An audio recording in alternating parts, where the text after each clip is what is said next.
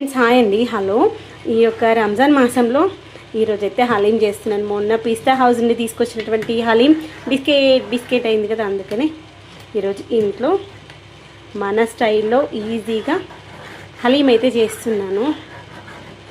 చాలా super taste ఉంది తెలుసా, ఎంత బాగుందో.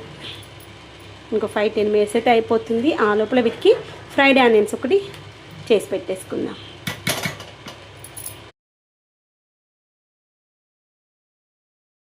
ఫ్రెండ్స్ హాయ్ అండి, హలో. ఈరోజైతే మన ఇంట్లో హలీం అన్నమాట.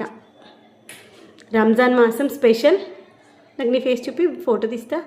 రంజాన్ మాసం స్పెషల్ హలీం.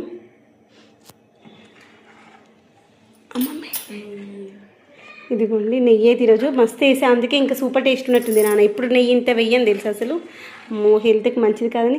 నాకు బయట మొన్న చూసాక అనిపించింది, బయట కమ్మగా ఉంది అంటున్నారు. బయట వాళ్ళు డాల్డా వేస్తారో నెయ్యి వేస్తారో తెలియదు. అది మనం ఇంట్లో నెయ్యి వేసుకున్నాం అనుకుని బాగుంటుంది. నేను చేసినటువంటి చికెన్ హలీం అనమాట. ఒకసారి తిని చెప్పు ఎలా ఉందో. ఇవన్నీ బోన్స్ అనమాట. నేను బోన్లెస్ అయితే చేయలేదు, విత్ బోన్సే చేశాను. విత్ బోన్స్ అయితే కమ్మగా ఉంటుంది అనిపించింది.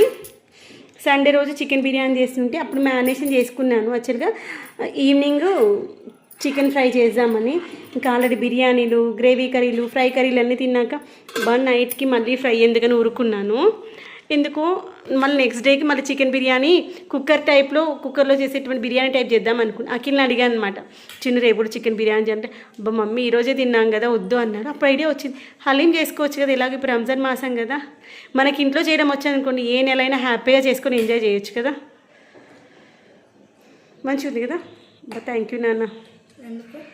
మనం చేసింది బాగుంది అనుకో నాన్న, కష్టం అనిపించదు తెలుసా, తినాలి అనిపిస్తుంది. అబ్బా సరే నేను కష్టపడిన దానికి ఫలితం వచ్చింది అనిపిస్తుంది. కొంచెం ఇలా పైకి పెడుతూ తింటూ చూపి.